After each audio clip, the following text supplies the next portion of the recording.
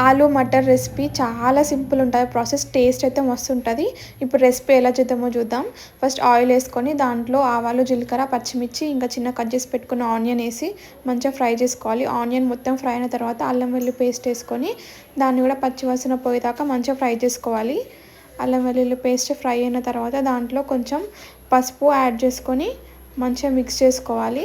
ఇప్పుడు మనము గ్రైండ్ చేసి పెట్టుకున్న టొమాటో పేస్ట్ కూడా యాడ్ చేసుకొని మనం ఇప్పుడు పేస్ట్ నుంచి ఆయిల్ పైనకి తేలేదాకా ఫ్రై చేసుకున్న తర్వాత ఇప్పుడు దీంట్లో బీన్స్ కూడా యాడ్ చేసుకొని మంచిగా కలుపుకోవాలి. ఇప్పుడు మనము ముందే ఆలుగడ్డలు మెత్తగా ఉడికించి పక్కన పెట్టుకోవాలి. వాటిని చిన్న చిన్న పీసెస్ లాగా కట్ చేసుకొని దీంట్లోకి యాడ్ చేసుకొని మంచిగా మిక్స్ చేసుకోవాలి. ఇంకా దీంట్లోకి మనం టేస్ట్కి సరిపడేంత కారం, ఉప్పు అన్నీ యాడ్ చేసుకోవాలి. ఈ రెసిపీ చాలా సింపుల్ ఉంటుంది, తొందరగా అయిపోతుంది. మళ్ళీ చపాతీ అయినా రైస్ అయినా దేంట్లోకైనా పర్ఫెక్ట్ ఉంటుంది. ఇంకా లాస్ట్కి గరం మసాలా, కొత్తిమీర వేసుకుంటే అంతే రెడీ. వీడియో నచ్చి సబ్స్క్రైబ్ చేసుకోండి.